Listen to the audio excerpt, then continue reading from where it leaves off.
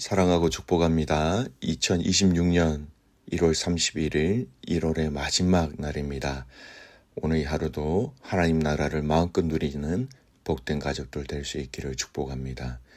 오늘 말씀 제목은 하나님이 너와 함께 하시도다 라는 제목으로 말씀 나누고자 합니다. 오늘 본문은 창세기 21장 22절에서 34절까지의 말씀입니다. 말씀을 봉독합니다. 그가 바란 광야에 거주할 때에 그의 어머니가 그를 위하여 애굽 땅에서 아내를 얻어 주었더라. 그때 아비멜렉과 그 군대 장관 비골이 아브라함에게 말하여 이르되 네가 무슨 일을 하든지 하나님이 너와 함께 계시도다. 그런즉 너는 나와 내 아들과 내 손자에게 거짓되이 행하지 아니하기를 이제 여기서 하나님을 가리켜 내게 맹세하라. 내가 내게 후대한 대로 너도 나와 네가 머무는 이 땅에 행할 것이니라. 아브라함이 이르되 내가 맹세하리라 하고 아비멜렉의 종들이 아브라함의 우물을 빼앗은 일에 관하여 아브라함이 아비멜렉을 책망하며 아비멜렉이 이르되 누가 그리하였는지 내가 알지 못하노라. 너도 내게 알리지 아니하였고 나도 듣지 못하였더니 오늘에야 들었노라. 아브라함이 양과 소를 가져다가 아비멜렉에게 주고 두 사람이 서로 언약을 세우니라. 아브라함이 7 암양 새끼를 따로 놓으니 아비멜렉이 아브라함에게 이르되 이 7 암양 새끼를 따로 놓음은 어찌미냐. 아브라함이 이르되 너는 내 손에서 이 암양 새끼 7을 받아 내가 이 우물 판 증거를 삼으라 하고 두 사람이 거기서 서로 맹세하였으므로 그곳을 브엘세바라 이름하였더라. 그들이 브엘세바에서 언약을 세우매 아비멜렉과 그 군대 장관 비골은 떠나 블레셋 사람의 땅으로 돌아갔고 아브라함은 브엘세바에 에셀 나무를 심고 거기서 영원하신 여호와의 이름을 불렀으며 그가 블레셋 사람의 땅에서 여러 날을 지냈더라. 아멘. 오늘 말씀 제목은 하나님이 너와 함께 하시도다 라는 제목으로 말씀을 나눕니다. 오늘 본문의 내용은 이렇게 시작하지요. 아비멜렉과 군대 장관 비골이 아브라함에게 나와서 말합니다. 22절. 그때 아비멜렉과 그 군대 장관 비골이 아브라함에게 말하여 이르되 네가 무슨 일을 하든지 하나님이 너와 함께 계시도다. 이방 왕의 입술을 통해서 하나님의 동행하심을 고백하고 있는 내용입니다. 아브라함의 삶 자체가 하나님의 함께하심을 드러내는 증거가 되었다라는 것이죠. 그래서 아비멜렉이 요청을 합니다. 아비멜렉은 아브라함에게 거짓 없이 자신과 그의 후손을 대하겠다라는 맹세를 요청하지요. 힘의 균형이 아니라 하나님의 함께하시는 사람을 적으로 두고 싶지 않다라는 인식입니다. 아브라함은 그 말에 내가 맹세하리라 응답합니다. 그리고 또 한 사건을 얘기하죠. 아브라함은 아비멜렉 종들이 빼앗은 우물 문제를 지적합니다. 믿음의 사람이라고 해서 침묵만 하는 것이 아님을 알 수 있죠. 불의는 분명히 짓고 관계는 평화롭게 정리하고자 하는 이 아브라함의 의도를 볼 수 있습니다. 아비멜렉은 몰랐다 답하지만 책임을 회피하지는 않습니다. 그 결과로 아브라함은 양과 소를 주고 언약을 맺고 암양 새끼 7을 따로 세워서 우물의 증거로 삼았다라는 것입니다. 여러분 오늘 이 배경을 잘 보셨으면 좋겠습니다. 아브라함은 아비멜렉의 땅에서 살고 있습니다. 이방인으로 살고 있는 이 상황 속에서 그 땅 주인인 아비멜렉이 먼저 와서 화친을 요청하고 그 땅에서 불이익을 당한 내용을 이야기하면서 당당하게 요청하고 지혜롭게 정리해 나가는 모습을 보입니다. 여러분 그 땅의 아비멜렉 왕이 왜 이러한 요청과 반응을 하고 있냐라는 것입니다. 22절 말씀 보십시오. 조금 전에 읽었던 그 말씀. 그때 아비멜렉과 그 군대 장관 비골이 아브라함에게 말하여 이르되 네가 무슨 일을 하든지 하나님이 너와 함께 계시도다. 아비멜렉 왕이 왜 이렇게 제안하고 아브라함을 대우해 주었는가? 하나님이 너와 함께 하시도다라는 겁니다. 자, 그렇다면 하나님이 너와 함께 하시도다. 즉 하나님이 아브라함과 함께 하셨던 그 사건들을 정리해 보겠습니다. 이는 창세기 20장으로 넘어갑니다. 첫 번째 사건이죠. 이 사라의 사건입니다. 아브라함이 사라를 누이라고 말하므로 아비멜렉은 의도적으로 범죄하게 되었다라는 것이죠. 그러나 그 결과에 하나님이 개입하십니다. 하나님이 어떻게 개입하십니까? 하나님이 아비멜렉에게 꿈으로 직접 나타나셔서 네가 데려간 여인으로 말미암아 네가 죽으리라 경고하시고 아비멜렉 집 전체의 태를 닫아버리십니다. 여기서 아비멜렉은 분명히 깨닫습니다. 아브라함은 실수를 했지만 하나님은 그를 지키시는 분, 하나님과 함께 하시는 분이다라는 겁니다. 아브라함 개인이 아니라 함께 하시는 하나님을 그는 경험하였다라는 겁니다. 아비멜렉이 두려워한 것은 아브라함의 힘이나 꾀가 아니라 아브라함 편에 서서 개입하시는 하나님, 함께 하시는 하나님, 그가 비록 실수를 했지만 언약의 보호 안에 있는 사람이라는 것입니다. 그래서 아비멜렉은 사라를 돌려보내고 많은 가축과 종들을 줌으로써 아브라함에게 중보 기도를 요청하지 않습니까?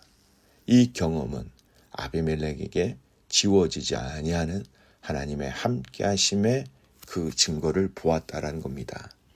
두 번째 사건이 계속해서 이어지죠. 아브라함이 하나님 앞에 기도합니다. 기도하자 닫혔던 아비멜렉 집의 태가 열려버립니다. 여기서 아비멜렉은 또 한 번 확인하지요. 하나님은 아브라함의 기도를 들으시는구나. 그와 하나님 사이에 특별한 관계가 있구나. 아브라함은 하나님을 믿는 사람 수준이 아니라 하나님이 책임지시는 사람이다라는 것을 인식하게 됩니다. 세 번째 사건, 이삭의 출생입니다. 시간이 흐른 뒤에 사라에게 아들이 태어났지요. 불가능해 보였던 약속이 현실이 되었습니다. 이 소식은 그 지역 전체에 알려졌을 것입니다. 아비멜렉 눈에는 이렇게 보였을 것입니다. 말뿐인 신앙이 아니라 역사 속에서 일하시는 하나님, 약속을 지키시는 하나님이 아브라함과 함께 하시는도다. 그래서 오늘 읽었던 창세기 21장 22절 말씀에 네가 무슨 일을 하든지 하나님이 너와 함께 계시도다라는 이런 고백을 할 수 있었다라는 겁니다. 아비멜렉의 이 고백은 당신은 위험한 사람이 아니라 당신과 싸우면 하나님과 싸우는 것이 된다. 그래서 그가 먼저 찾아와서 공격이 아니라 언약을 제안하고 지배가 아니라 평화를 요청한다라는 것입니다. 아비멜렉의 고백은 아브라함의 신앙 고백이 아니라 아브라함의 삶 속에서 반복적으로 개입하신 하나님의 흔적에 대한 아비멜렉의 고백이 보여졌다라는 겁니다. 여러분, 하나님을 믿는 사람을 보고 그 주위에 있는 사람들의 입술이 하나님의 함께하심을 고백하는 이 사건은요, 성경 안에 굉장히 많이 반복되는 패턴이었습니다. 하나님의 함께하시면 당사자뿐만 아니라 주변 사람이 먼저 그것을 알아보고 고백한다라는 것이죠. 먼저 살펴볼까요? 창세기 39장 그 말씀에 보면 요셉입니다. 여호와께서 요셉과 함께 하심으로 그의 주인이 여호와께서 그와 함께 하심을 보며, 여러분, 보디발입니다. 이방 주인입니다. 상황은 요셉이 노예였고 억울한 누명을 쓰고 있었고 감옥이라는 상황 속에서 형통함은 환경이 아니라 하나님의 동행함의 결과였습니다. 설명한 것이 아니라 관찰함으로 하나님의 함께하심을 알 수 있었다라는 것입니다. 요셉이 말하거나 설교하지 않았지만 삶이 이미 하나님이 함께하심으로 증거되고 있었다라는 것이죠. 모세를 보겠습니다. 바로가 두려워한 하나님의 함께함입니다. 창세기 8장에서 10장 전체 맥락, 바로와 그의 신하들은 반복해서 이렇게 얘기합니다. 요수사 바로가 말하되 이는 하나님의 권능이다. 바로의 마음이 완악하게 되어 그의 말을 듣지 아니하였으니 여호와의 말씀과 같았더라. 여러분, 고백하는 것이 이집트의 제사장들입니다. 그들은 여호와를 믿지 않았지만 이 사건을 통해 하나님의 개입을 인정하였다라는 겁니다. 믿음 없는 자의 입에서 나온 하나님의 권능이라는 고백이지요. 여호수아를 보십시오. 여리고 기생 라합의 고백을 볼 수 있습니다. 여호수아 2장 9절에서 11절 말씀에 보면 여호와께서 이 땅을 너에게 주신 줄 내가 아노라. 하나님이라는 부분입니다. 너희가 행한 것이 아니라 하나님이 이 땅을 너에게 준 것을 아노라. 이방인 기생 라합의 고백입니다. 홍해의 사건, 광야에서 승리한 사건, 이스라엘과 싸우기 이전에 이미 하나님의 함께하심이 소문이 되었고 이방 사람들의 입술 속에 하나님의 주권이, 하나님의 능력이 이미 고백되고 있었다라는 것입니다. 다윗을 보십시오. 사울의 인정과 두려움이 있습니다. 사무엘상 18장 말씀을 보면 사울이 뭐라고 얘기하고 있는지 아십니까? 사울이 여호와께서 다윗과 함께 하심을 보고 두려워하였더라. 고백한 주체가 이스라엘의 왕 사울이었습니다. 다윗의 위치는 부하 젊은 종이었습니다. 사울은 시기하고 백성은 다윗을 사랑하는 그 상황 속에서 하나님의 함께 하심으로 호감과 두려움을 하나님께서 스스로 일으켜 주셨다라는 겁니다.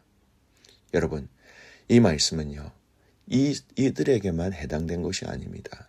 주님이 오신 이후에 열려진 이 신약 시대의 초대교회 공동체가 바로 이런 은혜와 이런 사랑을 많은 사람들에게 보여주었다라는 겁니다.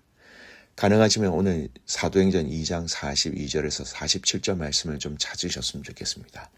사도행전 2장 42절에서 47절 말씀 제가 읽어드릴게요.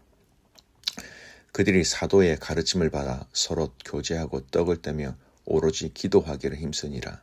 사람마다 두려워하는데 사도들로 말미암아 기사와 표적이 많이 나타나니 믿는 사람이 다 함께 있어 모든 물건을 서로 통용하고 또 재산과 소유를 팔아 각 사람의 필요를 따라 나눠주며 날마다 마음을 같이하여 성전에 모이기를 힘쓰고 집에서 떡을 떼며 기쁨과 순전한 마음으로 음식을 먹고 하나님을 찬미하며 또 온 백성에게 칭송을 받으니 주께서 구원받는 사람을 날마다 더하게 하시니라.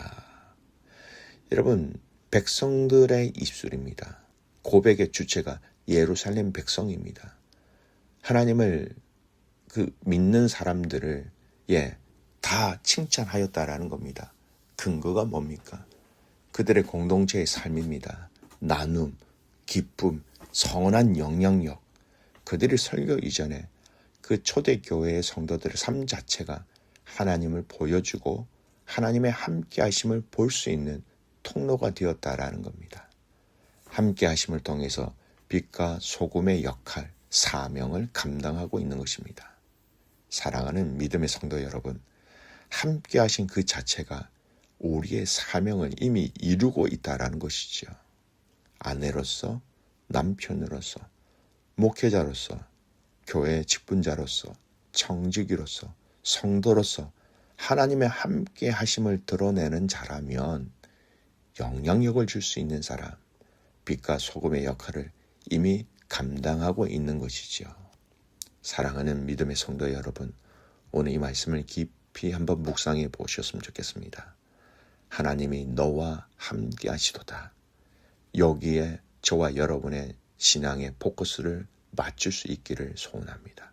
그러면 하나님의 선하신 역사와 능력이 많은 사람들에게 흘러갈 수 있는, 보여줄 수 있는 축복의 통로가 되는 것입니다. 그런 삶 될 수 있기를 주님의 이름으로 축복합니다. 아멘. 기도하겠습니다. 살아계신 하나님 아버지, 감사와 찬송과 영광을 올려드립니다. 오늘 우리의 모든 삶이 하나님의 함께하심의 자리가 되게 하여 주시옵소서. 말과 마음의 묵상과 또 우리의 삶의 그 현장 곳곳이 하나님이 나와 함께하심을 통하여 선한 영향력을 이 세상에 비출 수 있는 복의 통로가 되게 하여 주시옵소서. 내일은 공동체가 함께 모여 예배드리는 날입니다. 예배 가운데 함께 하시고 예배 가운데 말할 수 없는 주님의 기쁨과 치유와 회복의 역사를 누리게 하여 주시옵소서. 감사하며 살아서 역사하시는 예수님의 이름으로 기도드리옵나이다. 아멘.